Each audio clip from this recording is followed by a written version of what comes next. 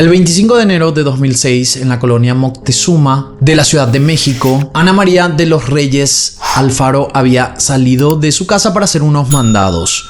Ella luego volvería a su casa y horas más tarde, su cuerpo sería encontrado sin vida dentro de la vivienda. Esa misma tarde, alrededor de las 14:30 horas, Joel, un inquilino, regresó a la vivienda y encontró que la puerta estaba entreabierta. Al entrar, lo primero que vio fue a Ana María tendida en el suelo. No se movía. Se acercó, pero comprobó que no tenía señales de vida. Su rostro estaba cubierto de sangre, especialmente alrededor de la boca y de una de las orejas. La escena no tenía sentido. Joel quedó prácticamente paralizado, no entendía qué había pasado y lo único que sabía era que algo terrible había ocurrido dentro de esa casa. Ana tenía marcas en el cuello compatibles con un posible estrangulamiento, como si se hubiera utilizado algún objeto. A simple vista, la escena no encajaba con un robo. Todo estaba demasiado ordenado y, como mencioné, la puerta principal que daba a la calle estaba entreabierta, pero la cerradura no presentaba señales de haber sido forzada. Esto dejaba la idea de que quien había estado ahí pudo haber entrado sin dificultad. Tal vez era alguien conocido o alguien que ya estaba dentro. Con el paso de las horas, el caso de Ana dejó de verse como un hecho aislado. En la Ciudad de México ya se habían registrado otros crímenes con características similares desde 1998 aproximadamente, y durante casi una década mujeres de edad avanzada habían sido encontradas sin vida en sus casas. Para el año 2005, y con la muerte de Ana, se pudo comprobar que había un patrón, que todas las víctimas seguían el mismo modus operandi. Y la pregunta ya no era si los casos estaban relacionados. Las preguntas eran: ¿quién estaba haciendo esto? ¿Y por qué atacaba a personas mayores, a ancianas?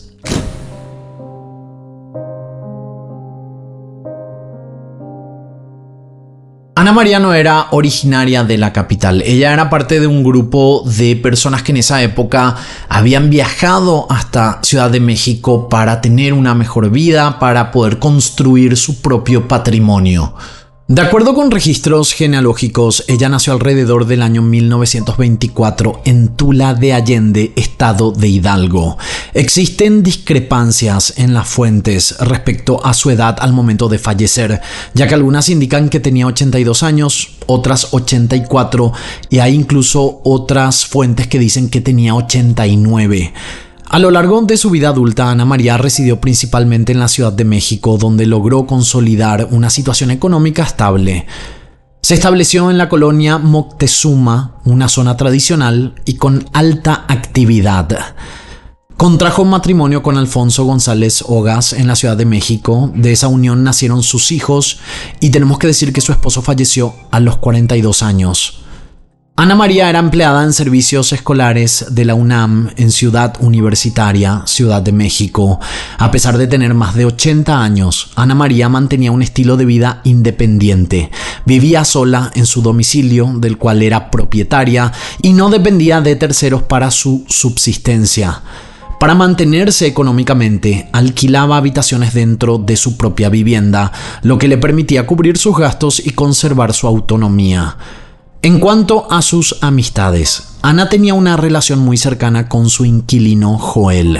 Ellos se conocieron años atrás en una iglesia de la colonia Jardín Balbuena. Cuando él era seminarista, al principio Joel intentaba evitarla, pero un día Ana María le pidió un abrazo y se quebró llorando, y ese momento marcó un antes y un después entre ellos. Tiempo después volvieron a encontrarse en el centro. Ana María le ofreció alquilarle el bungalow que tenía al fondo de su casa en la colonia Moctezuma, y así Joel pasó a vivir allí como su inquilino. Con el tiempo fueron construyendo una amistad llena de confianza y complicidad. Joel mencionó en una entrevista que ella lo mimaba mucho, le preparaba agua de limón, lo mandaba a tomar el sol a la azotea y salían juntos al cine, donde metían comida a escondidas para comer durante la función. O sea, en síntesis, eran muy amigos o se hicieron muy amigos con el tiempo. Ana María llevaba una vida ordenada, con vínculos claros y movimientos previsibles. Sin embargo, algo ocurrió dentro de esa casa que rompió por completo esa normalidad. A partir de ese momento la atención se enfocó a esta residencia en Colonia Moctezuma, donde los investigadores empezaron a recoger evidencias y ver todos los detalles para saber quién había hecho esto.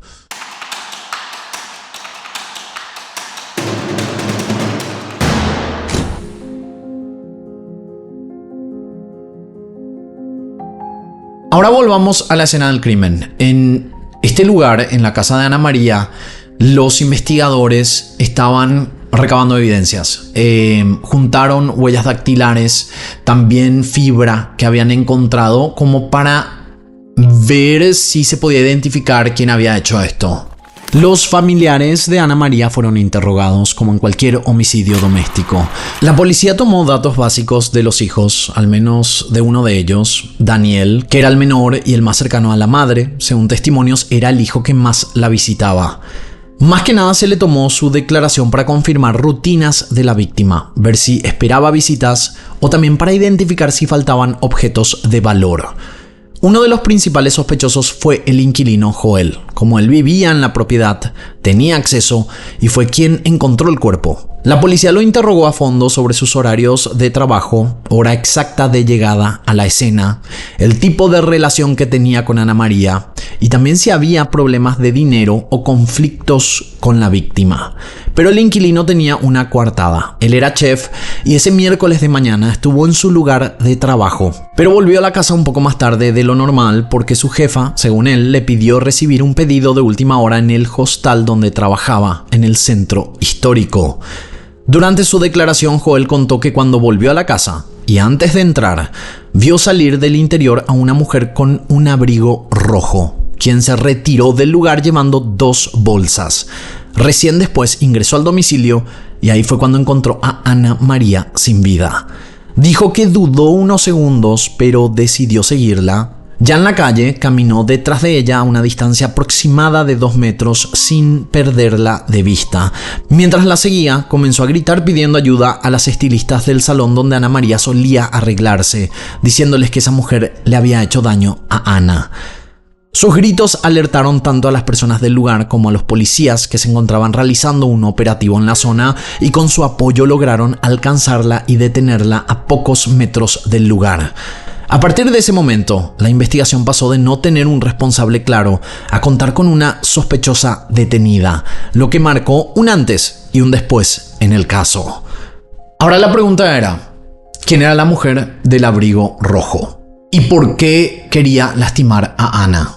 Esa duda se volvió clave en esta investigación.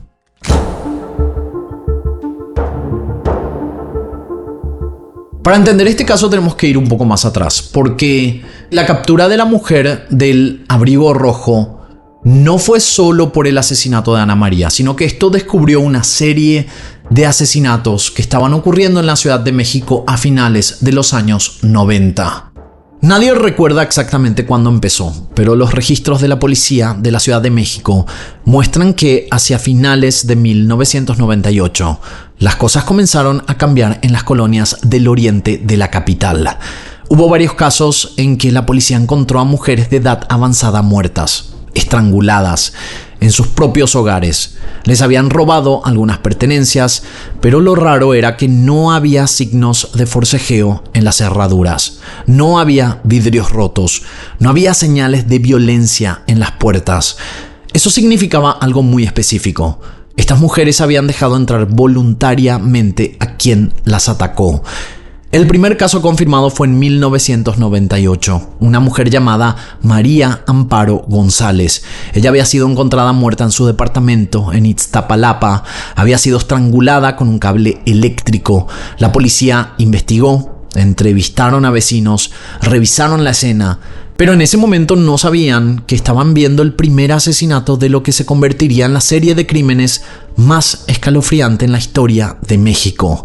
Trataron el caso como un homicidio aislado. Pasó al archivo con el resto de los expedientes sin resolver. En ese mismo año, en 1998, hubo otro caso. Una mujer llamada Concepción Carranza. Ella también había sido estrangulada en su casa. 2 casos en un año, Ambas eran mujeres ancianas, estranguladas en sus propios domicilios, pero nuevamente la policía no había visto un patrón.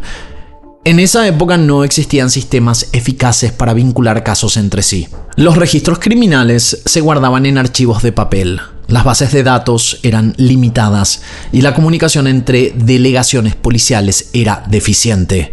Así que 2 asesinatos, aparentemente sin relación entre sí, quedaron archivados en carpetas diferentes, condenando a las familias de las víctimas a una ignorancia que las haría sufrir muchos años más. La mayoría de la gente seguía viviendo sus vidas sin enterarse de que había un depredador entre ellas. Las familias de las víctimas lloraban sus pérdidas. Los amigos de las mujeres mayores fallecidas tal vez mencionaban sus muertes en conversaciones casuales, en los mercados o en las iglesias, pero nadie hacía conexión entre ellas. Cada muerte era tratada como un evento individual, un acto de mala suerte, una coincidencia triste. Pero no era coincidencia. Era planificación. Era un depredador que había encontrado su método perfecto. El año 1999 había llegado, hubo 2 casos más, 2 ancianas. El patrón estaba ahí, pero nadie lo veía aún. Los archivos de la policía crecían en expedientes no resueltos, pero no había una conexión clara entre ellos. Los investigadores, agotados con exceso de trabajo, continuaban atendiendo cada caso por separado, sin lograr identificar el patrón general. En el año 2000 hubo más casos. Las víctimas eran mujeres mayores, de nuevo, todas vivían solas, asfixiadas por estrangulamiento, pero las noticias de esos años mencionaron cada muerte de manera separada, sin todavía hacer conexión con las anteriores. Un diario hablaría de una muerte sospechosa, otro reportaría un robo que terminó en tragedia, pero nadie estaba viendo la verdad. Nadie decía en estos titulares: hay un asesino en serie entre nosotros. Fue en el año 2002 cuando algo cambió visiblemente. En ese año los asesinatos aumentaron notablemente. Comenzaron a haber 4, 5 casos en un solo año, y fue alrededor de esta época cuando finalmente algunos detectives comenzaron a ver este patrón.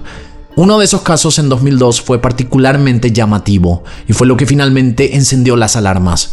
Una mujer de 64 años llamada María de la Luz González Anaya había sido encontrada muerta en su casa en la colonia Alianza Popular Revolucionaria. Los testigos la habían visto días antes en compañía de un personal de la salud. María también falleció por asfixia. Cuando la encontraron horas después estaba tendida, su cuerpo estaba inmóvil, su cara estaba desfigurada por tanta violencia. Este caso, aunque fue terrible en sí mismo, fue importante porque empezó a alarmar a las autoridades.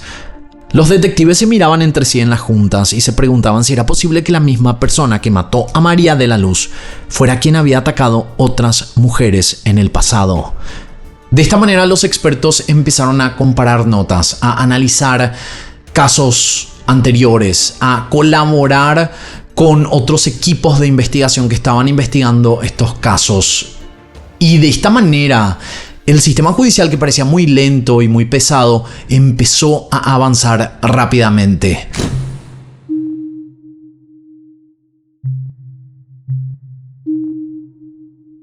En el año 2003 pasó algo que cambió completamente todos estos casos. Estamos hablando de una persona que trabajaba en la Procuraduría General de Justicia del Distrito Federal. Y esta persona en una reunión dijo: acá tenemos a un asesino serial. Fue a la conclusión que llegaron después de revisar todos los expedientes antiguos, de ver fotografías de autopsias, de contar cuerpos y de hacer las matemáticas simples de las muertes. En ese mismo año, los detectives identificaron 12 asesinatos de mujeres adultas mayores que pudieron ser atribuidos a una misma persona, a la misma mano y el mismo modus operandi. 12 en un solo año. Eso era suficiente para que la alarma social comenzara a sonar por toda la ciudad. Los diarios empezaron a publicar historias de investigación, la televisión comenzó a hacer seguimiento día tras día, los programas de radio dedicaban segmentos enteros a este misterio, y la gente, especialmente los familiares de personas de la tercera edad, comenzaron a tener miedo. Tanto fue el pánico que impidieron que las abuelas salieran solas a la calle, y esto hizo que los hijos llamaran constantemente a sus madres para asegurarse de que estaban vivas. Fue durante esa época, en el año 2003 exactamente, que los medios de comunicación, buscando un nombre para referirse al asesino desconocido, le pusieron un apodo que se conoció como Mata Viejitas. Era un nombre que la gente recordaba, que hablaba del modus operandi de una manera directa y aterradora. Alguien estaba matando a mujeres de edad avanzada. Era la realidad que vivían en ese momento. Había un ser humano en la ciudad que decidió hacer de la muerte de mujeres mayores su negocio o un hobby. Para el año 2004 el pánico en la ciudad aumentaba. Ya sumaban 17 asesinatos de mujeres mayores ese año. Eso significaba que aproximadamente era 1 cada 3 semanas. Los nietos no querían dejar que sus abuelas vivieran solas. Los hijos y las hijas de personas de la tercera edad comenzaban a hacer turnos, a establecer sistemas de vigilancia improvisados. Uno llamaba por teléfono cada 2 horas, otro visitaba de forma constante, inclusive instalaban cerraduras nuevas y cadenas de seguridad, también sistemas de alarma. Se recomendaba a los mayores que no abrieran la puerta a extraños. Los diarios publicaban consejos de seguridad. Por ejemplo, no dejes entrar a personas que no conozcas. Verifica la identidad antes de abrir. No confíes en uniformes. Porque lo que se sabía hasta el momento era que posiblemente esa persona se ganaba la confianza de las víctimas. Posiblemente era alguien que hablaba bien, que se presentaba profesionalmente, que ofrecía ayuda. Y eso era lo que verdaderamente daba miedo, que la confianza era el arma más mortal. Los detectives, los psicólogos criminales, los peritos forenses, todos estaban trabajando horas extras. Algunos no iban a casa durante días y estaban tratando de descifrar quién era este asesino. ¿Era un hombre? ¿Era una mujer? ¿Era quizás una pareja que trabajaba junta? ¿O podría ser un grupo de personas? Los testigos daban descripciones confusas y conflictivas. Algunos decían que habían visto a un hombre corpulento de espalda ancha. Otros decían que era una mujer, pero muy fuerte, musculosa. Decían también que parecía un transexual o un travesti. Y estas son palabras que se usaban en ese momento. La confusión era total, como si estuvieran buscando a un fantasma o a alguien que cambiaba de forma cada vez que cometía un crimen. En 2005 los asesinatos continuaron sin pausa. 11 mujeres ancianas habían muerto. Para las autoridades era una presión todos los días y ellos no lograban atrapar al culpable. La prensa, las personas en la calle querían resultados, el público quería respuestas y las familias de las víctimas querían justicia. No podían permitir que más mujeres mayores fueran asesinadas. Y como no había avances en los casos y la presión y desesperación seguían aumentando, esto hizo que la Procuraduría General empezara un despliegue policial sin precedentes. Y a esto lo llamaron el Operativo Serpentín. Era un movimiento desesperado, un intento de mostrar al público que el gobierno estaba haciendo algo al respecto, mostrando así que estaban haciendo todo lo posible, que había una estrategia y que era un intento para recuperar la confianza que habían perdido. No era una búsqueda limitada a un barrio, era una saturación completa de presencia policial en las zonas donde ocurrían los asesinatos. Se enfocaron principalmente en el lado oriente de la Ciudad de México, donde la mayoría de los crímenes estaban ocurriendo. Estamos hablando de colonias como Benito Juárez, Cuauhtémoc, Venustiano Carranza y también Iztapalapa. Estas zonas eran de clase media, con viviendas antiguas, con muchas mujeres de la tercera edad viviendo solas, porque sus hijos se habían mudado a otras ciudades o habían fallecido. La teoría del Operativo Serpentín era simple pero lógica. El asesino elegía a sus víctimas en lugares públicos, probablemente en parques, en jardines públicos, en mercados de comida, y en lugares donde estas mujeres iban regularmente a pasar tiempo, a tomar aire, a comprar provisiones y a vivir sus vidas. El depredador las veía solas, se les acercaba con una sonrisa, ganaba su confianza con palabras amables y podemos decir que tenía como una presentación profesional. Luego de esto las seguía de forma discreta a sus casas. Fue así que empezaron a poner policías en todos los parques, porque la idea era que esta persona se iba a acercar a ancianas, iba a entablar una conversación, a darle confianza a esta persona e iba a ir hasta la residencia de estas víctimas, estas potenciales víctimas. Entonces ese era el plan, como para que otro crimen no ocurriera.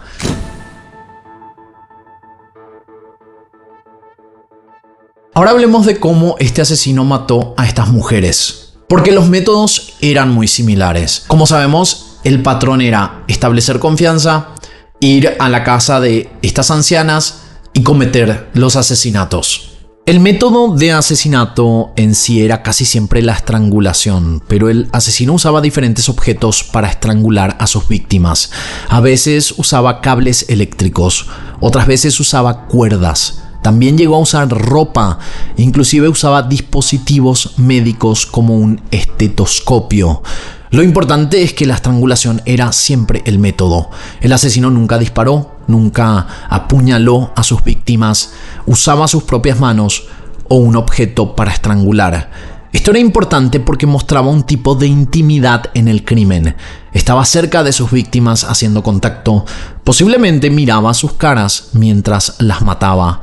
Esto sugería que el crimen no era una pasión momentánea o un robo que había salido mal.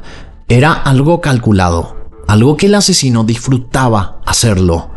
Después de asesinar, a veces robaba, pero los robos eran pequeños, no tomaba cosas grandes, no buscaba dinero específicamente. Aunque a veces sí tomaba dinero, había veces que tomaba un foco de la casa, un shampoo o monedas de un bolsillo. Esto parecía más una especie de trofeo, objetos que quería mantener como recuerdos, lo que nos dice que el móvil principal no era el dinero, sino el acto de matar en sí. El robo era secundario. Era solo para completar el acto criminal. Pero ¿cómo alguien puede entrar a la casa de una persona mayor que vive sola para hacer todo este daño? La respuesta es simple: ganándose su confianza. Y para ganarse la confianza, el asesino tendría que haber estado usando algún tipo de disfraz, tener identidades falsas. Para esta población, específicamente, podía presentarse como un trabajador o una trabajadora de la salud. También podría haber sido un trabajador social o ser una persona que simplemente necesitara ayuda o que ofrecía servicios de limpieza. Al parecer, la persona se vestía de una manera profesional, como si trabajara en algo de ayuda, ayudando a personas de mayor edad. Y esto sonaba creíble. Estamos hablando de estas mujeres que vivían aisladas y solas y que no conversaban con muchas personas y veían a una persona tan agradable que terminaban invitando a esta persona, a este sospechoso o potencial victimario, a la casa. Y obviamente estas mujeres creían que esta persona era quien decía ser.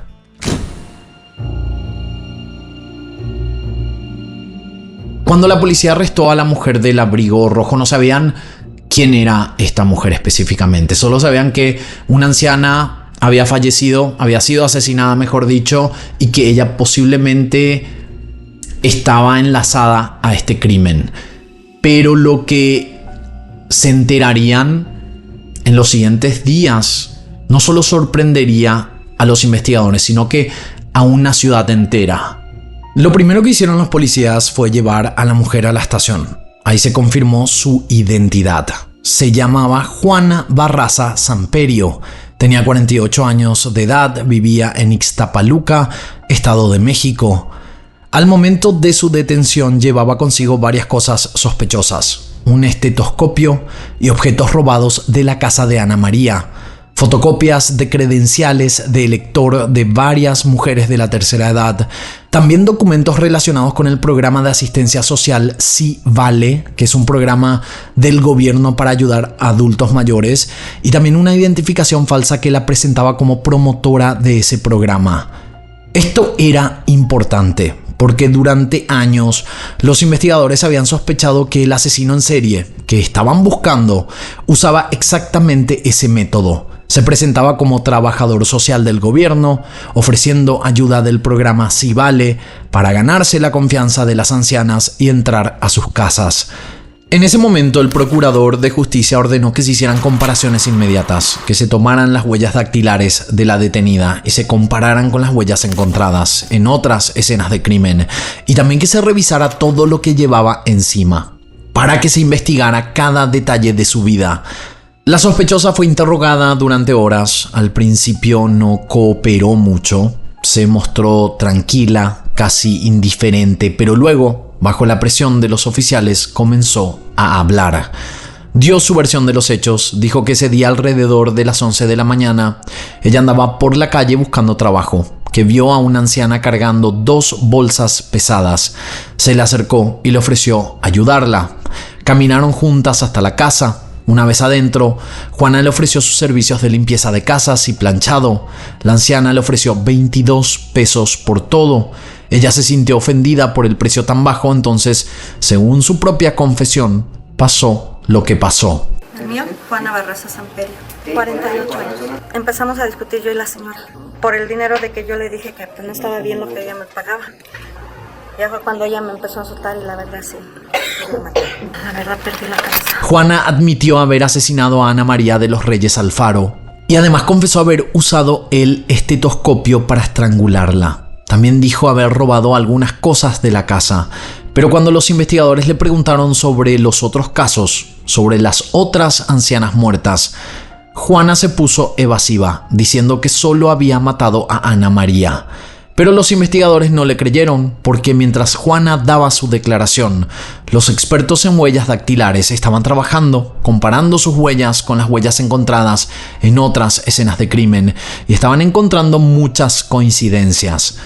El procurador dio una conferencia de prensa horas después del arresto, anunciando que las huellas dactilares de Juana Barraza coincidían con las huellas encontradas en al menos 10 casos más de asesinatos de mujeres mayores.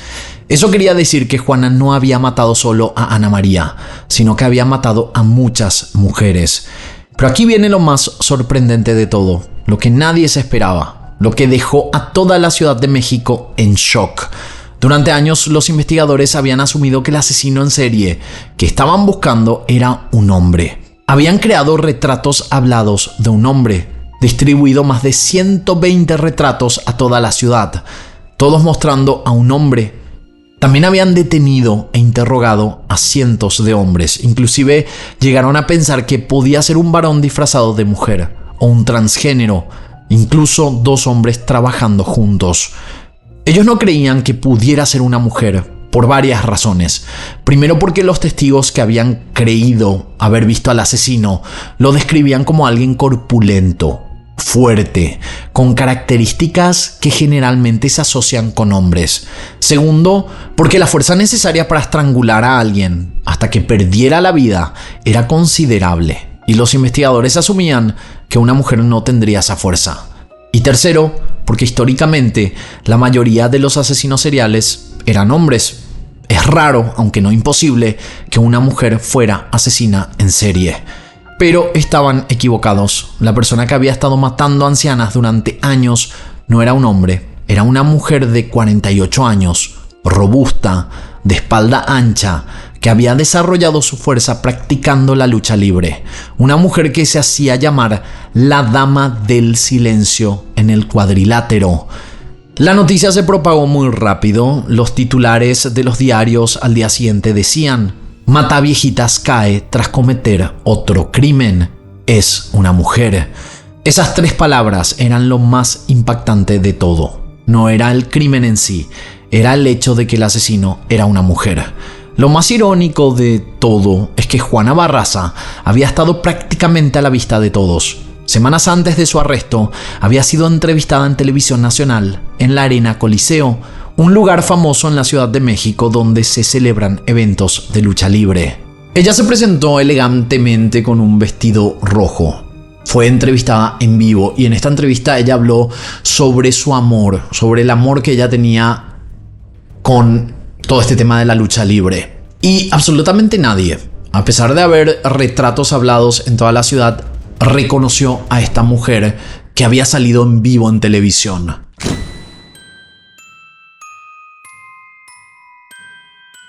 A medida que la investigación avanzaba, empezaban las preguntas. ¿Quién era Juana Barraza? ¿Cómo era posible que una mujer podía convertirse en una asesina serial que no es muy normal? ¿Y qué la llevó a hacer lo que hizo?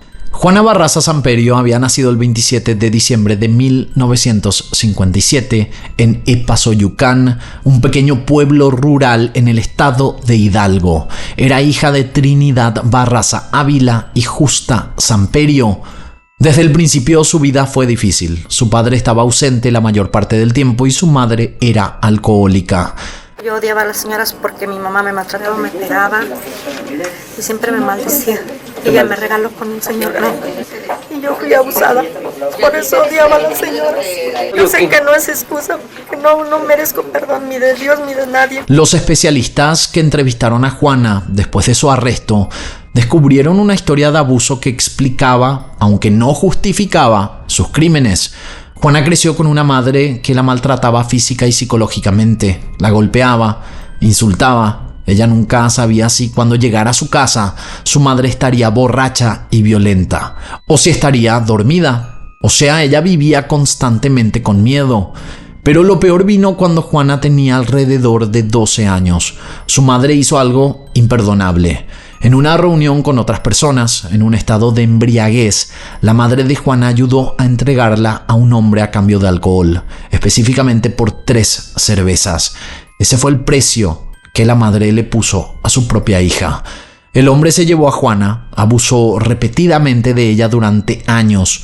Desde los 12 hasta los 17 años vivió abusos, quedó embarazada a los 13 años, dio a luz siendo apenas una niña y luego quedó embarazada nuevamente a los 17 años. Cuando finalmente escapó de su abusador, Juana ya había tenido varios hijos. Cuando logró salir de esa situación, intentó reconstruir su vida, se mudó a la Ciudad de México, intentó trabajar, ser una buena madre, pero el trauma de su infancia nunca la abandonó y el odio hacia su madre nunca desapareció. Juana misma lo explicó en sus declaraciones, y cada vez que veía a una mujer mayor, veía a su madre. Cada interacción con una anciana le recordaba su trauma, y eventualmente ese odio se convirtió en violencia. Pero hubo otro evento que probablemente fue el catalizador final. En 1993, cuando Juana tenía alrededor de 35 años, su hijo José Enrique Lugo Barraza fue asesinado. Él tenía 24 años y esto fue producto de una pelea callejera. Ella entró en una depresión severa. El dolor de perder a su hijo combinado con todo el trauma no resuelto de su infancia probablemente fue lo que la empujó al borde. Los expertos que estudiaron a Juana después de su arresto, determinaron que tenía características de trastorno de personalidad antisocial. Tenía dificultad para experimentar la empatía, una capacidad limitada para sentir emociones normales, pero también tenía algo más, una necesidad de control, de poder, de venganza contra las mujeres que representaban a su madre. Juana había encontrado una salida para su violencia en la lucha libre. Se hacía llamar la Dama del Silencio. Compraba trajes de luchadora e iba a eventos en la Arena Coliseo. Pero al parecer la lucha libre no era suficiente para sacar todo ese odio que ella tenía. Ella empezó haciendo crímenes más leves, empezó a entrar a casas, empezó a robar y luego estos robos se volvieron cada vez más violentos hasta que empezó a asesinar.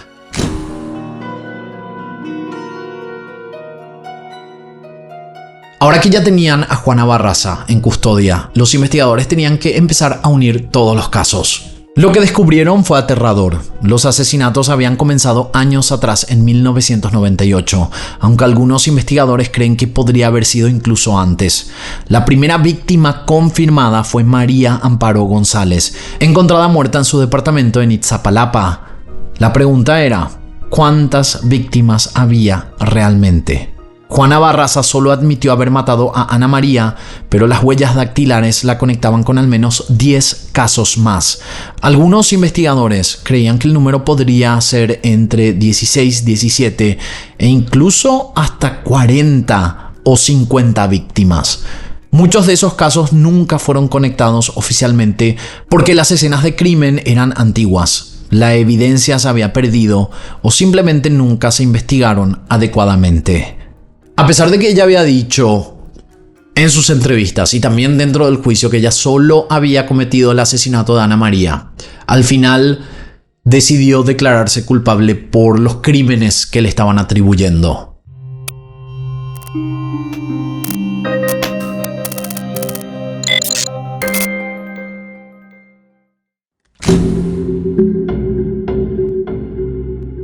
El juicio de Juana Barraza Samperio inició en el año 2008, 2 años después de haber sido capturada. Durante su juicio se presentaron todas las evidencias. Estamos hablando de las huellas dactilares, del testimonio de Joel López, los objetos encontrados en su bolsa y también las confesiones grabadas.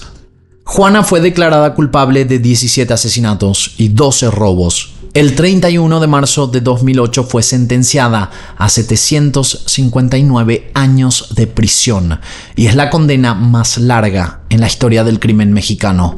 Aunque en la práctica significa que pasará el resto de su vida en la cárcel, el número refleja la gravedad de sus crímenes. Joel estuvo presente durante el juicio, tuvo que revivir todo lo que pasó ese 25 de enero del año 2006. Vio a Juana Barraza nuevamente en un careo. Ella le mostró una imagen de la Santa Muerte y le dijo: ¿sabes quién es mi Dios? ¿Sabes quién me protege? Este es mi Dios. Y Joel le respondió: te voy a decir algo, a mí no me hiciste daño, ni a Ana. Ana ya estaba en otro plano. ¿Sabes a quién le hiciste daño con todo lo que hiciste? A tus hijos. Juana se dio la vuelta y se fue. Y no dijo nada más. Años después, en 2024, Juana Barraza dio una entrevista al canal 14 de la Televisión Pública de México.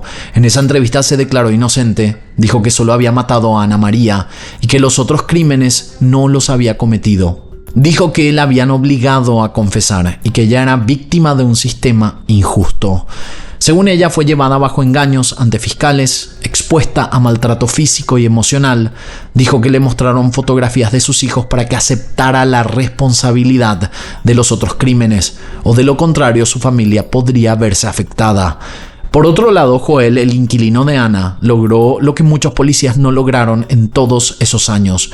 Sin su valentía, su decisión de perseguir a la mujer del abrigo rojo, sin su testimonio, Juana Barraza probablemente habría seguido matando. Pero la evidencia la mostraba en todas las escenas. Ana María de los Reyes Alfaro fue su última víctima, y aunque fue una tragedia, su muerte marcó el final de una de las asesinas seriales más activas en la historia de México. El caso de Ana y de Juana Barraza Samperio es una historia de trauma, de violencia, de injusticia y de la importancia de personas como Joel, que en un momento crucial tomó la decisión correcta. Y esta es una historia que nos recuerda que los crímenes o los criminales son las personas menos esperadas. Como dije un montón de veces en este video, no es normal que una mujer fuera una asesina serial. Casi no hay casos, son muy pocos en el mundo. Y este caso nos demuestra que un crimen puede ser cometido por la persona menos esperada. Hasta aquí el caso del día de hoy. Espero sus comentarios aquí abajo y de esta manera nosotros nos encontraremos en la próxima historia.